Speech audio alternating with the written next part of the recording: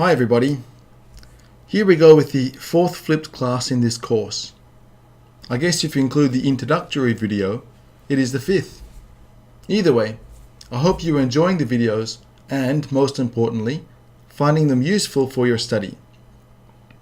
I'm sorry to say that this week my voice is even rougher than usual. I will do my best to make a nice clear audio though.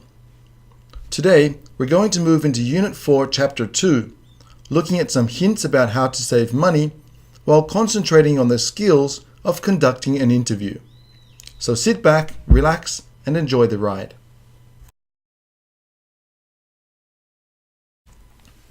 Here's an overview of what we are going to cover in this video. The Dictogloss activity will, however, be done in class as usual.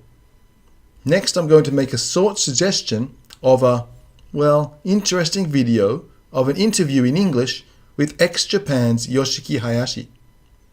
After that, I'll cover the main points to focus on while reading the text before getting into the finer points in this week's reading. After reminding you about your homework, as if you needed reminding, I'll tell you about this week's exciting writing topic. Here we go.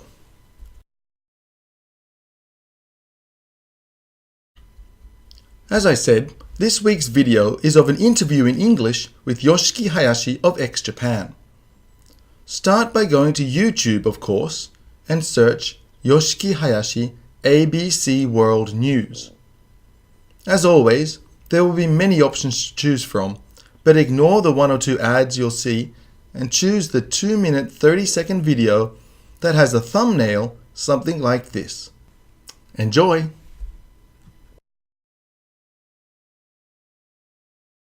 So how did you like that video? His English is okay, isn't it? When we do an interview in English, there are 3 main stages: the preparation, the actual interview, and then putting what was said into words. When we put the interview into print, you need to have a short opening where you will introduce the person you are interviewing and what the interview was about. In the interview itself, make sure you thank the person for giving up their time and participating in the interview. You also want to have a few questions prepared. You may not use all of these questions, but it's still good to have a few ready, just in case you need them. Finally, when you put what was said in the interview onto paper, make sure you write down everything. You should even write down all the ums and wells. Later you can delete them if you want. Let's have a look at the text. We see at the beginning of the text here a short introduction to the interview. As I mentioned earlier, you don't need to make this very long. Just a quick introduction to who you are interviewing and a super short summary of what the interview is about. That will be enough information to allow the readers to decide whether they want to read your article or not.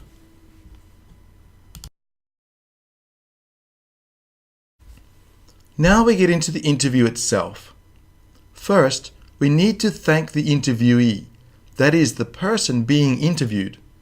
Then, just like the compositions we have done so far in this course, it is a good idea to give a little background information about the person being interviewed. Here, we learn that Lisa is 21 years old and is a junior, that is a third-year student, at a university in Chicago. To get the ball rolling in the interview, it is good to have a nice question to start. Try to make this an open question, not one with just a yes or no answer, so you will get quite a lot of information from the speaker. This will allow you to build a few ideas to continue to the next question. Now, because of Young Min's previous question, we can start to see the interview developing. Although we have questions for our interview already prepared, a lot of the actual questions we use will be based on the content of what the speaker has said. So here, Young Min asks, "How do you do that?" That is referring to Lisa's previous answer, where she said she earned the remaining $3,000 of her expenses herself. From Lisa's answer to this question, Young Min has another opportunity to develop the interview by asking, how do you spend that money? Here, that money is referring to the money Lisa earns through her part-time job.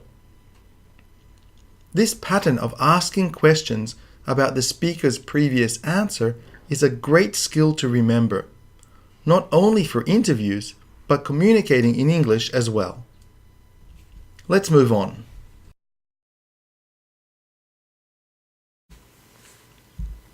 Young Min noticed that Lisa was really busy, again, based on her previous answers. So to get a little bit of an insight into Lisa's daily life and how she saves money, she says, "You don't have much money for fun, do you?" This encourages Lisa to give more details about how she saves money, which is the whole purpose of this interview. The more details you can get, the better interview report you will be able to write.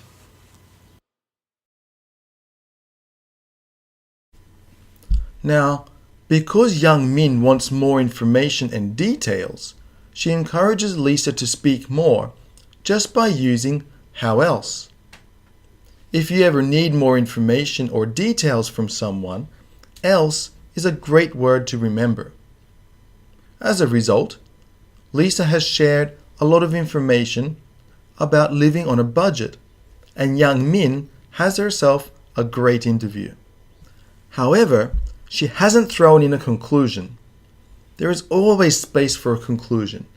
She could thank Lisa again, give a short summary of her main points, or perhaps give a few ideas of how she will change her own financial habits as a result of listening to Lisa's advice. Whatever she does, she still needs to add something there rather than just cutting it off, leaving the reader wondering if she just ran out of space. I'm sure you have remembered, but here is just one more friendly reminder, because I'm a nice guy, that your homework is due the evening before our next class. Don't forget to submit it. There is a little more this week than usual, so make sure you give yourself enough time and don't leave it to the last minute.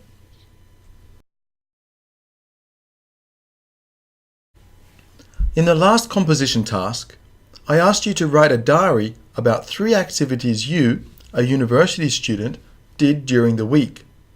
This time, I would like you to conduct an interview with someone. It can be someone in this class, or a friend or family member who is not in this class. The important thing is, though, to keep the interview in English. Then, I would like you to transcribe the interview. The introduction and conclusion will be your own work, but the interview itself should be word for word. You are welcome, however, to correct any grammatical mistakes you may find. If you decide to conduct the interview before class, which would be a great idea, so you'll be ready to type during our short time together, make sure you record the interview. If you decide to do the interview during class, which you are most welcome to, make sure you have a few questions prepared so you will be able to get straight into the interview and transcribing as soon as you have finished. See you in class.